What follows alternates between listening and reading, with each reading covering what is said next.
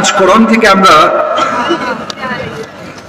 একটি সূরার তাফসীর পেশ করব। সূরাটার নাম হচ্ছে, এক বাক্যে আপনারা সবাই বলুন আমার পরে, সূরাটার নাম হচ্ছে সূরাতুল কাউসার। বলেন সবাই, সূরাতুল। এটা হচ্ছে কোরআনের সবচেয়ে বিশাল বড় সূরা।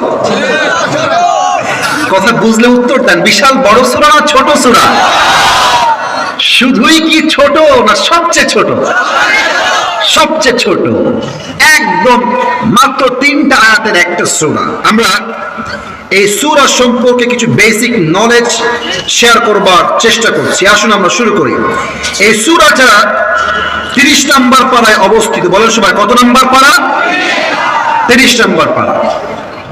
এই সূরার আয়াত সংখ্যা হচ্ছে মোট 3টা। বলেন সবাই, কয়টা?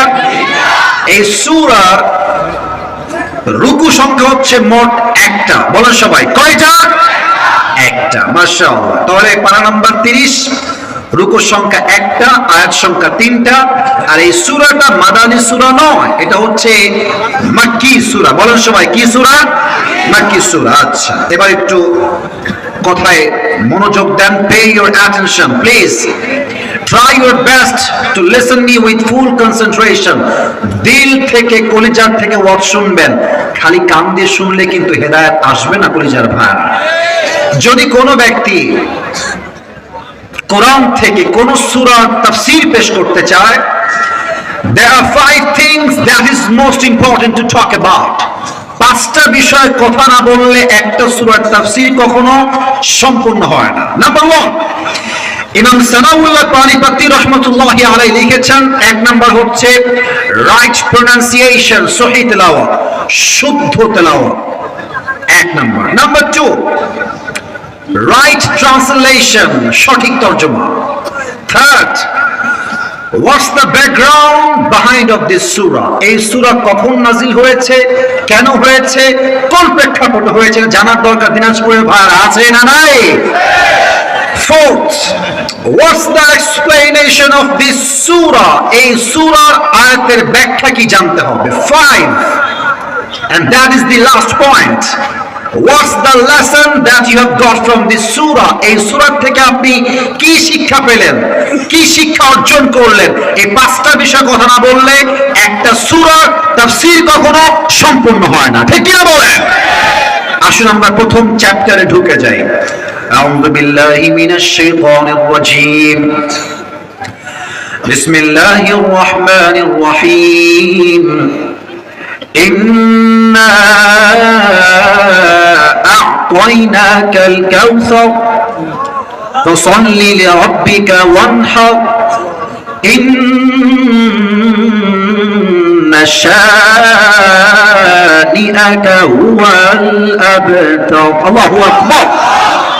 Right pronunciation, সঠিক তেলাওয়াত, it's over, it's finished, it's done, শেষ। সেকেন্ড সাবজেক্টে আসেন, রাইট ট্রান্সলেশন, সঠিক তরজমা। আল্লাহ তাআলা বলছেন, ইন্না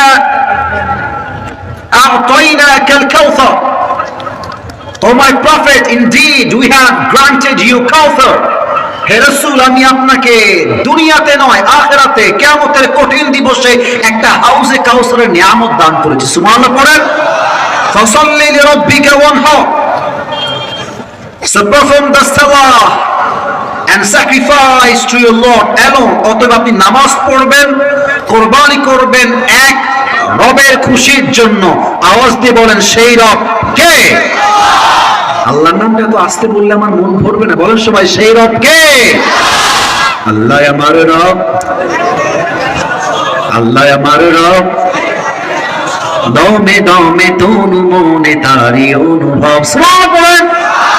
তোমার দুনিয়াতে আমি যেদিকে তাকাই, অথই নিয়ামতে ডুবে আছি সবাই। পাখপাখালির কণ্ঠে শুনি তাসবিহ করো রব, তাসবিহ করো রব। আল্লাহ আমার রব, এই রবই আমার সব। রব কে? লাস্ট আয়াত আল্লাহ তাআলা বলছেন, ইন্না শানিআকা হুয়াল আবতার। Oh my prophet, indeed the one who hates you is truly cut off from any goodness. Ya Rasulullah, যারাই, I repeat again, আমি আবারও বলছি, ভালো করে বুঝবেন তরজমা। ইটস নট এক্সপ্লেনেশন, এর কোনো ব্যাখ্যা নয়, জাস্ট তর্জমা। হে রাসূল, যারা আপনার শানে কটূক্তি করবে, যারা আপনাকে নির্বংশ বলবে, যারা আপনাকে গালি দিবে, আমি আল্লাহর ওয়াদা, আমি আল্লাহ তার বংশকে নির্বংশ করে ছেড়ে দিব।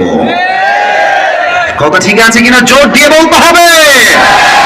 এই হচ্ছে তরজমা। এবার আসেন, শানে নজুল বলতে গেলে কিছু লম্বা হাদিস ঘটনা দিয়ে বলতে হবে। আজ আমার ওয়াজ শুরু হয়েছে 11টার সময়, আমার সময় দিয়েছে আমি 1 ঘন্টা। আচ্ছা, 12টার পরে কি আর কিছুক্ষণ ওয়াজ করা যাবে না আজকের মাহফিলে?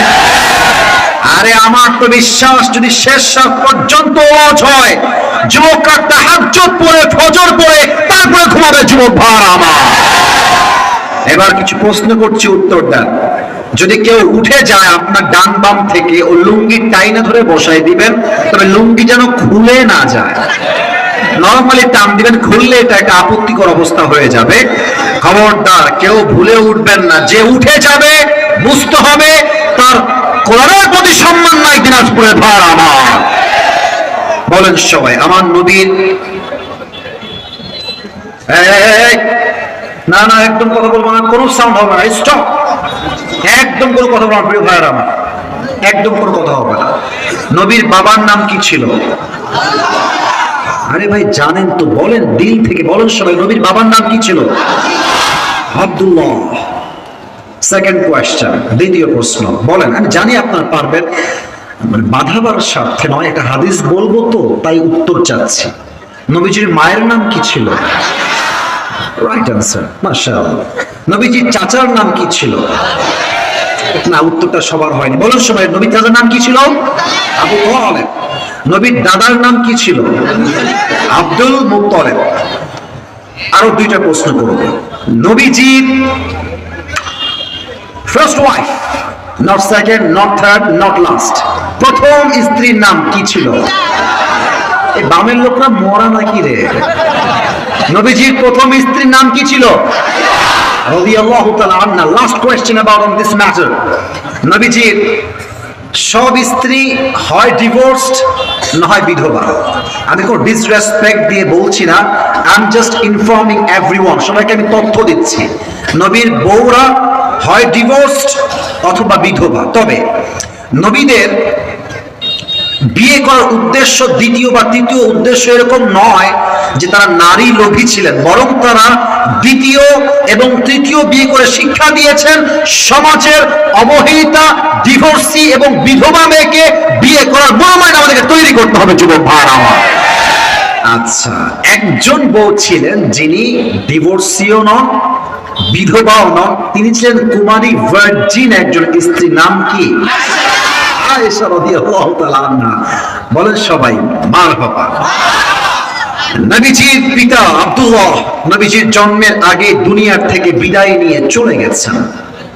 নবীজি জন্মের পূর্বে বাপকে হারিয়েছেন, জন্মের আগেই বাবা নয়। জন্মের পর তিনি বড় হলেন, একটু একটু একটু একটু করে করে 6 বছর তার বয়স হলো। আমার প্রিয় নবী যখন মদিনার থেকে মক্কায় ফিরে আসবেন, মায়ের সঙ্গে ফিরে আসছেন বাসার দিকে, বিশাল লম্বা উঁচু উঁচু পাহাড় পেরিয়ে পেরিয়ে তিনি আসছেন। হঠাৎ করে মাঝ রাস্তায় মা আমেনা চিৎকার দিয়ে বলছে, ইয়া মুহাম্মদ। বুকে এমনি ডান হাত দিয়েছে, আমার হাত দেখা যায় না, ডান হাত দিয়ে দেখেন দাঁড়িয়েছিলেন, চুপ করে বসে গেছে। নবীজির বয়স মাত্র 6 ইয়ার্স, 6 বছর। নবীজি দৌড় দিয়ে আসছে, আম্মা জান, হোয়াট হ্যাপেন্ড? মা লাকি ইয়া উম্মি, আপনার কি হয়েছে আম্মা জান? নবীজির মায়ের যে বুকের ব্যথা, এটাকে বর্তমান ভাষায় বলা হয় হার্ট অ্যাটাক। Heart attack. নবীজির মা বুকে হাত দিয়ে বসে গেছে। নবীজি মাত্র 6 বছর বয়সের মুহাম্মদ, বাট মায়ের প্রতি শ্রদ্ধা, ভালোবাসা, মায়া, মমতা কত বেশি দিনাজপুরের ভাড়া। নবীজি বলছে, আম্মা জান আপনি আমার হাতে শুয়ে পড়েন। সুবহানাল্লাহ পড়েন না সবাই আপনারা? নবীজি 2 হাত এমনি, যুবক ভাইরা এই জায়গায় নিজের মাকে বসাও, তবে নবীর কষ্ট তুমি আজকে ফিল করবা, যে নবীর কষ্ট কত বেশি ছিল এবং কত বছর বয়স থেকে নবী আমার কষ্ট দেখা শুরু করেছে। 2 হাত পেতে দিয়েছে, প্রিয় নবীজির মা দুই হাতে শুয়ে গেছে। এবার আমার সবাই চোখ দেখেন, আমার চোখ দেখেন। নবীজি মায়ের দিকে তাকিয়ে আছেন, একদম পলকহীন, এক পলকে তাকায় আছে। আবার নবীজির মাও নবীজির দিকে তাকায় আছে। দুইজন দিকে তাকিয়ে আছে। নবীজির মাও কান্না করছে, নবীজিও কান্না করছে। আয় হায়, কি দৃশ্য, কি নির্মম ইতিহাস। আম্মা আপনার কি হয়েছে? আপনি কি ঠিক আছেন আম্মা জান? আয় হায়, নবীজির মা নবীকে সর্বশেষ মাত্র 3টা বাক্য বললেন। বলার সময় কয়টা বাক্য বললেন? 1 নাম্বার, ইয়া মুহাম্মদ কুল্লু জাদীদিন বা, প্রত্যেক নতুন জিনিস একদিন পুরাতন হয়ে যায়। ওয়া কুল্লু হাইয়িন মাইয়িত, প্রত্যেক জীবন্ত মানুষ একদিন মৃত হয়ে যায়। ওয়ালাকাদ ওয়াতুতুহরা, বাট আমি আমিনার বিশ্বাস, আমি আমার গর্ভে এমন এক সন্তানকে লালন করেছি, এমন এক সন্তান জন্ম দিয়েছি যার আলোতে পুরো পৃথিবীটাই আলোকিত হয়ে যাবে। সুবহানাল্লাহ। এই কথা বলে নবীজির মা ইন্তেকাল করলেন। নবীর মা ইন্তেকাল করার পর নবীজি চিৎকার দিয়ে ডাকছেন, আম্মা আম্মা, আপনি ওঠেন। আম্মা জান আপনার কি হয়েছে? নবীর মা কোনো কথাই বলে না। একটু পর উম্মে আইমান দৌড় দিয়ে আসে, নবীজির দাসী ছিলেন উম্মে আইমান, এসেই বলছে, মুহাম্মদ সাইড হও।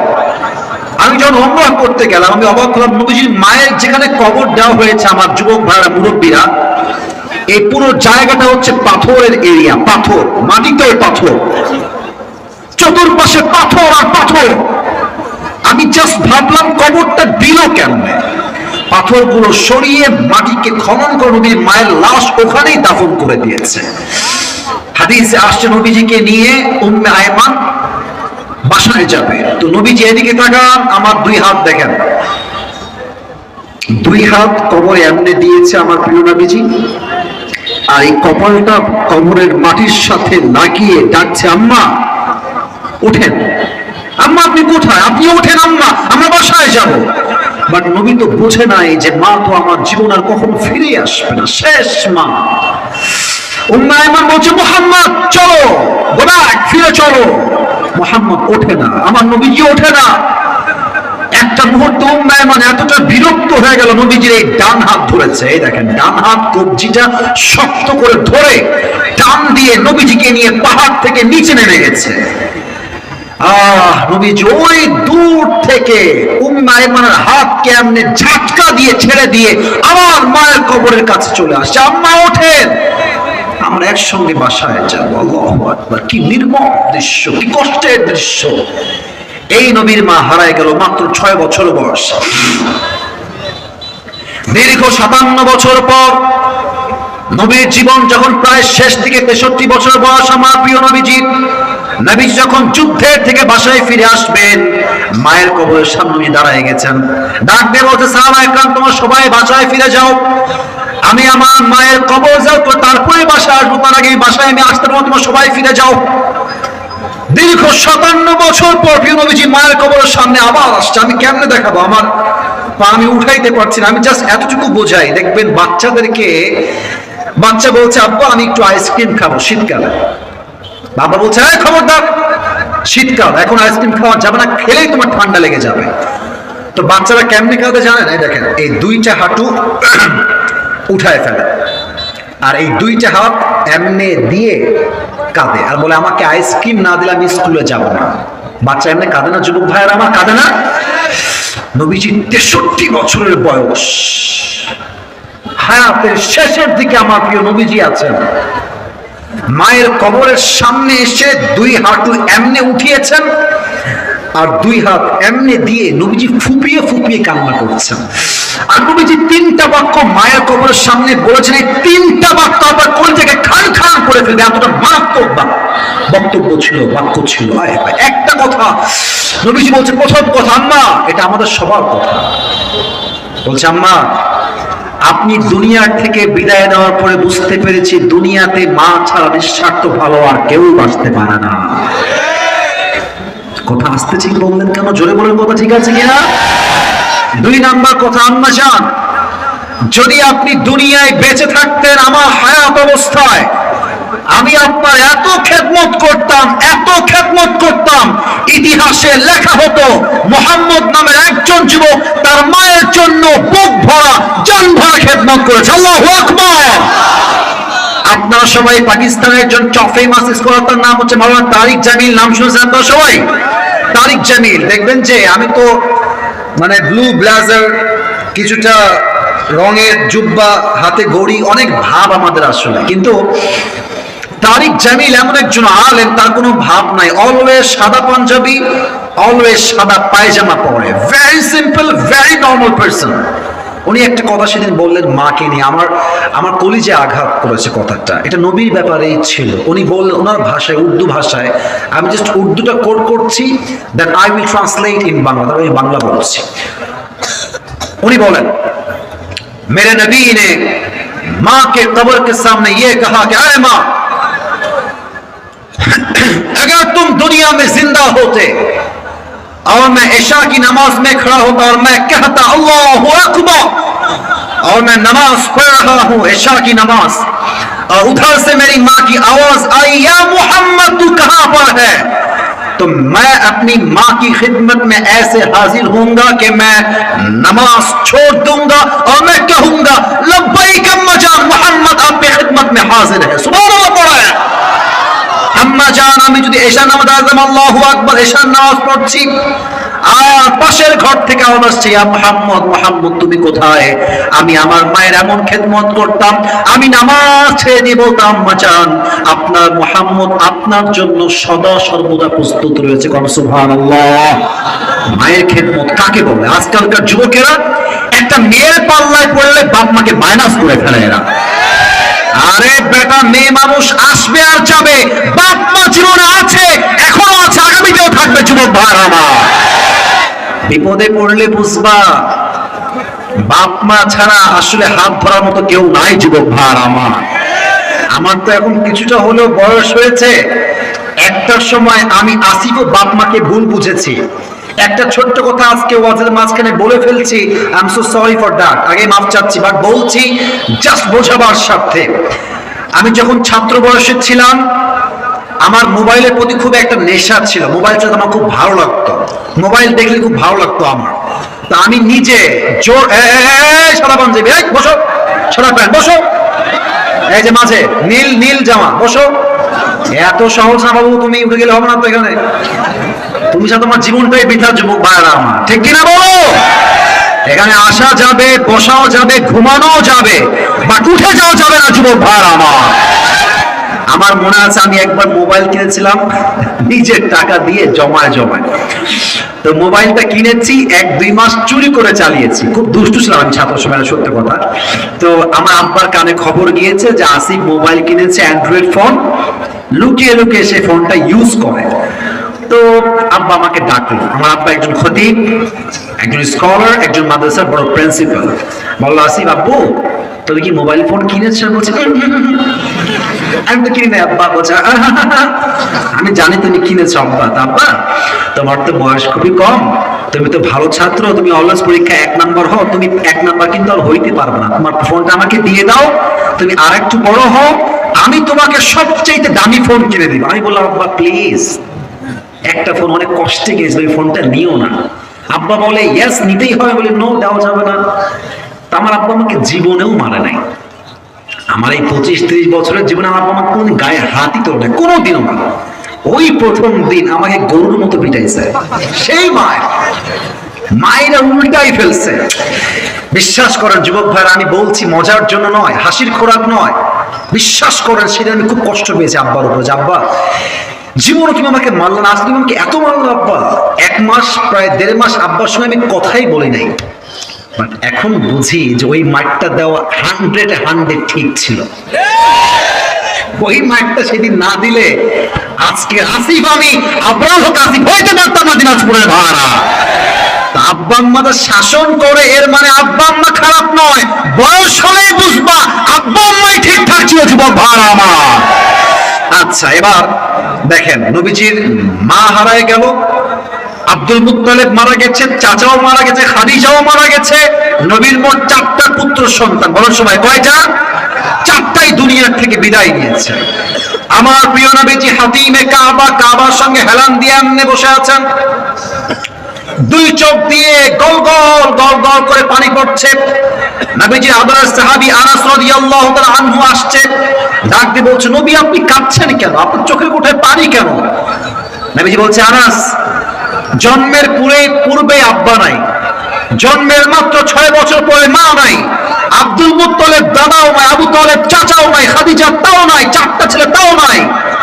কাফেররা আমাকে বলছে, এই মুহাম্মদ, তোর বংশের লেজ কাটা, তাই তোর কোনো ছেলে বেঁচে থাকে না। নাউজুবিল্লাহ পড়বেন না আপনারা? না, এটা মুসলমানদের নাউজুবিল্লাহ হয় নাই। আরেকবার কোন সবাই মিলে নাউজুবিল্লাহ।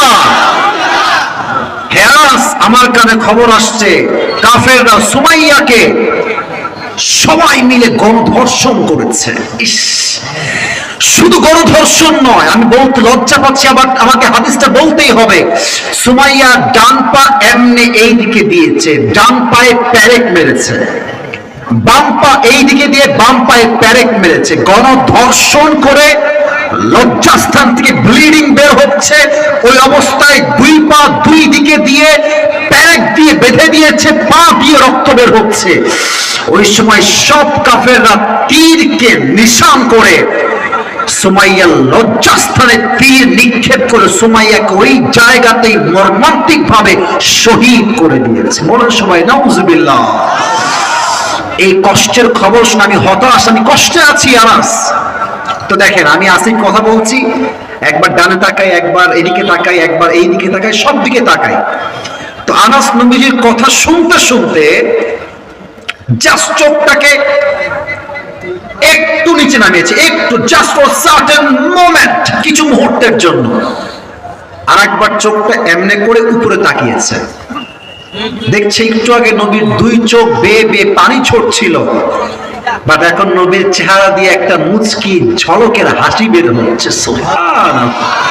আনাস বলছে, ইয়া রাসূলুল্লাহ, আপনি তো কাঁদছিলেন, একটু আগে আপনার চোখ দিয়ে পানি পড়ছিল, আপনি হাসছেন কেন নবী? হে, নবীজি বলছে, Anas, you didn't see that and you can't see that, তুমি দেখো না, তুমি দেখতেও পারবা না। এই মুহূর্তে জিবরাইল আমাকে এসে সূরা কাউসার গিফট করে গেল। সুবহানাল্লাহ। পড়েন না সবাই মিলে সুবহানাল্লাহ। এই মুহূর্তে সূরা কাউসার আল্লাহ তাআলা নাজিল করেছেন। তবে হ্যাঁ, অনেকে এখন প্রশ্ন করবে, হুজুর তাফসীর তো বুঝলাম, ঠিক আছে, শান নজুল বুঝলাম, কিন্তু প্রশ্ন হতে পারে যে নবীর হারিয়েছে 4 জন সন্তান, পুত্র সন্তান।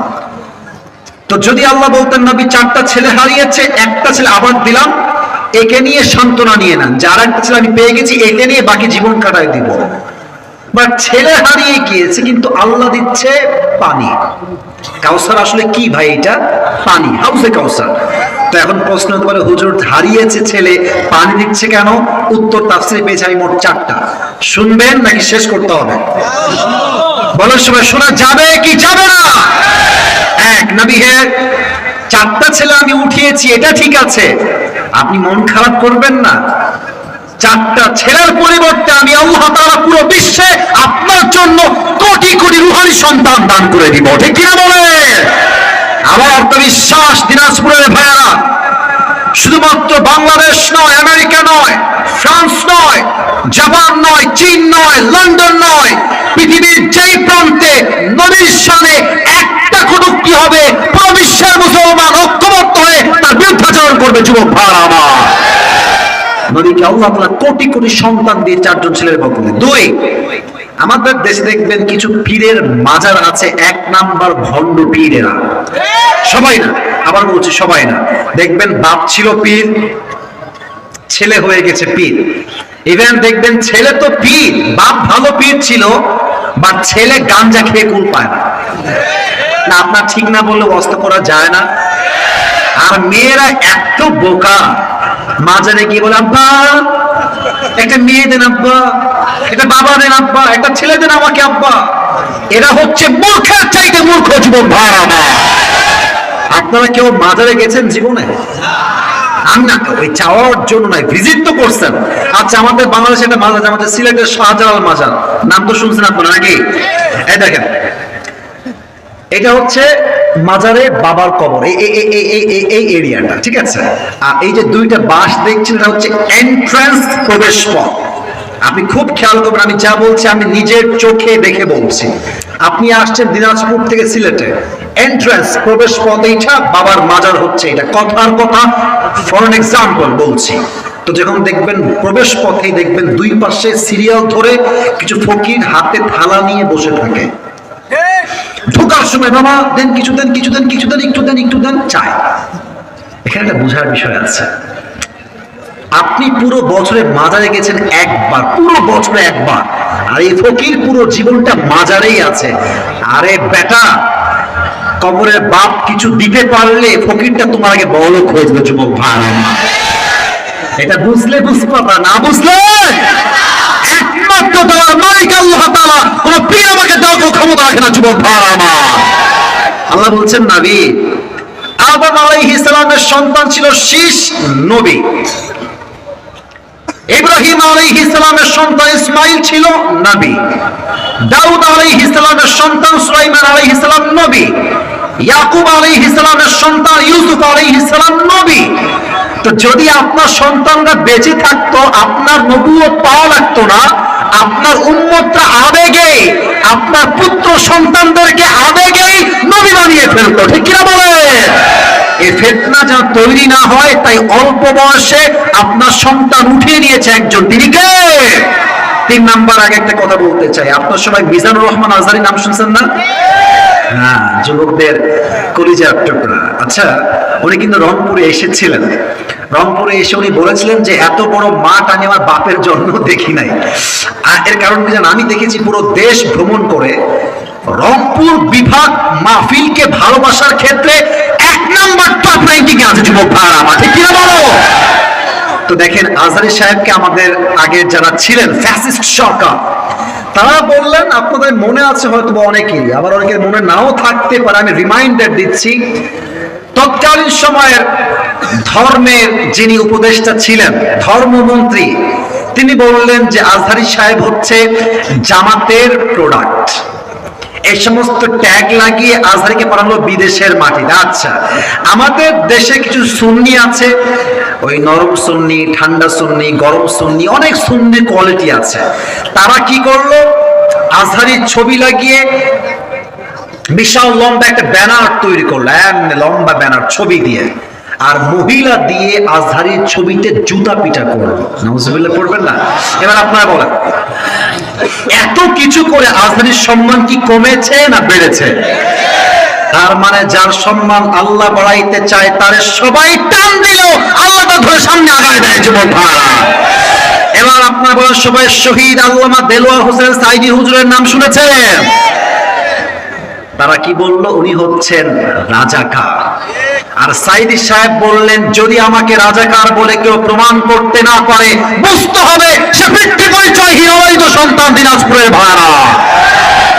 যত প্রচার করেছে এটা প্রচার হয়ে গিয়েছে। নবীকে কাফেররা বলল মুহাম্মদ হচ্ছে কাফের। এখন হাজিরা বলছেন না, পাগলটাকে দেখবো তাকে আমরা। নবীর চেহারা দেখছে চাঁদের মতো সুন্দর। কাফেররা বলছেন না না, এ তো পাগল হতে পারে না, এর আদর্শ জাস্ট আমরা অ্যাকসেপ্ট করবো না, পুরো বিশ্বে তার আদর্শের মহিমা আমরা ছড়াই দিব। সুবহানাল্লাহ বলেন। নবী আপনার প্রচারকে আমি আল্লাহ তাআলা প্রচার শক্তি বানিয়েছি। 4, এটাই শেষ কথা। আগেই বলেছিলাম হাউসে কাউসার, এটা কি ভাইরা? কথা না বললে তো হবে। এর নাম কি? নবী হে, পানির মূল্য আপনি দুনিয়ায় বুঝবেন না। যেই দিন হাসরের ময়দান কায়েম হবে, সূর্যের 12টা মুখ সূর্য জমিনে ছেড়ে দিবে, মানুষের তৃষ্ণা ঠেলায় ঠোঁট এবং জিহ্বা কুকুরের মতো ঝুলতে থাকবে। এই কঠিন মুহূর্তে যেই বান্দা হাউসে কাউসার থেকে 1 ঢোক পানি পান করবে, জান্নাতে যাওয়া পর্যন্ত সে আর কখনো পিপাসিত হবে না। সুবহানাল্লাহ। আচ্ছা, এখানে ওই যে পিচ্ছি, তুমি একটু দাঁড়াও তো বাবু, যে তুমি দাঁড়াও তো একটু। আচ্ছা, মাশাআল্লাহ, হ্যাঁ দাঁড়াও। তোমার নাম কি বাবু? আব্দুল্লাহ। আচ্ছা, ওকে দেখা যায়? আচ্ছা, ওর বয়স আনুমানিক কত হবে বলে মনে হচ্ছে আপনাদের? 10 বা 11 এরকমই হবে। আচ্ছা, তুমি দাঁড়াও, আমি বোঝাচ্ছি। ওকে আমি ডাকলাম, এটা তাফসীরের পাঠ, তাফসীরের বাইরে নয়। ওটাকে বললাম যে বাবু শোনো, এই যে এই গ্লাসটা আছে তো, একটু পানি নিয়ে আসো। ঠিক আছে দেন, নিয়ে আসছে, নিয়ে নর্মালি যাবে। আচ্ছা, একটা অপশন। সেকেন্ড অপশন, ডাকলাম, এদিকে আসো আব্দুল্লাহ, আসলো। ওকে আমি দিলাম মনে করেন যে 7 আপ, পেপসি, মোজো, তারপর দিলাম বিস্কিট, দিলাম আপনার চকলেট, দিলাম 500 টাকা, পুরো হাত খাবার দিয়ে লোড। এবার বললাম যাও তো একটু পানি নিয়ে আসো, তো দেখবেন ও এমন খুশিতে দৌড়, প্যান্ট খুললেও টের পাবে না, বসে পড়বে। কেন? কিছু পেতে হলে কিছু, আর এইদিকে কয় দিকে না ভাই, কিছু পেতে হলে কিছু। আল্লাহ দেখছেন, মাশাআল্লাহ, নবীকে আমি হাউজে কাউসার দিয়েছি, নবী তো আমার বড্ড খুশি। বাস, যেহেতু নবী খুশি আছে, দুইটা কাজ দিয়ে দেন। নবী হে ফাসাল্লি লিরাব্বিকা ওয়ানহার, নামাজ এবং কুরবানি লোক দেখানোর জন্য নয়, একমাত্র আল্লাহর জন্য আদায় করতে হবে, ঠিক কি না বলে? আমাদের উত্তরবঙ্গে একজন হুজুর আছে, তার নাম হচ্ছে, আপনারা হয়তো বা শুনেছেন, বজলুর রশিদ হুজুর। কেউ নাম শুনছেন না? উত্তরবঙ্গে উনি মাহফিল করেন। আমি একটা ছোট্ট কথা মনে পড়ে গেল, আমাদের সভাপতি সাহেব সঠিক কথা বলেছেন, যে প্রধান মেহমান, যে এই মাহফিলে বেশিরভাগ সময় দেখতাম আমরা প্রধান মেহমান পাক্কা টাটকা সুদখোর আর ঘুষখোর যুবক ভাড়া।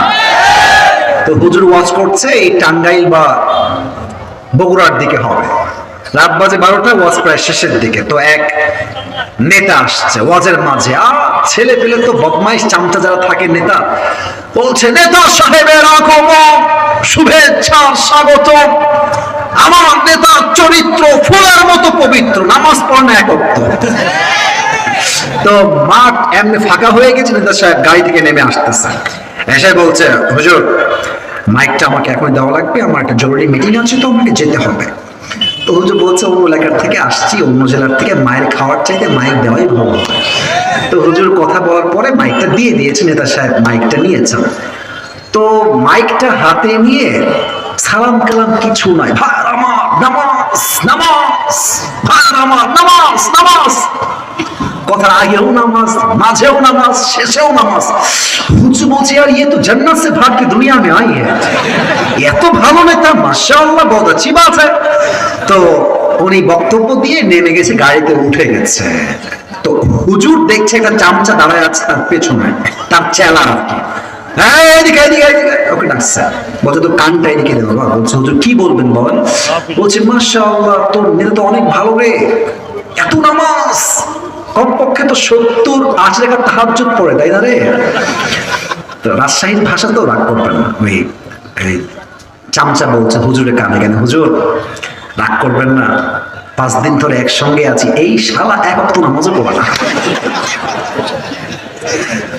তার মানে কি বুঝলেন? কিছু নেতা নামাজকে আল্লাহর জন্য নয়, ভোট পাওয়ার জন্য নামাজকে, ধর্মকে ব্যবসা হিসেবে ইউজ করতে, যুবক ভাইরা আমার। আল্লাহ বলছেন, পারফর্ম দ্য সালাত and sacrifice to your Lord alone। নামাজ এবং কোরবানি এক সপ্তাহের জন্য হবে। আওয়াজ দিয়ে বলেন সবাই, তিনি কে? কুরবানি ঈদ আসলে দেখবেন, উইথ মাই নিউ কাউ, আমার নতুন গরুর সাথে। আমার মনে হয় যারা উইথ মাই নিউ কাউ দিয়ে ডে দেয় আর পোস্ট করে, তাকে লেখা উচিত উইথ মাই নিউ কাউ নয়, তাকে লিখতে হবে I am also cow, I am also with my cow. কথা ঠিক আছে কিনা যুবক? বেটা কুরবানি করবে লোক দেখানোর জন্য, ওই কুরবানি এক পয়সা যুবক ভাই আল্লাহর কাছে নাই, ঠিক কিনা বলো? তবে একদিন ভালো আপনারা হবেন।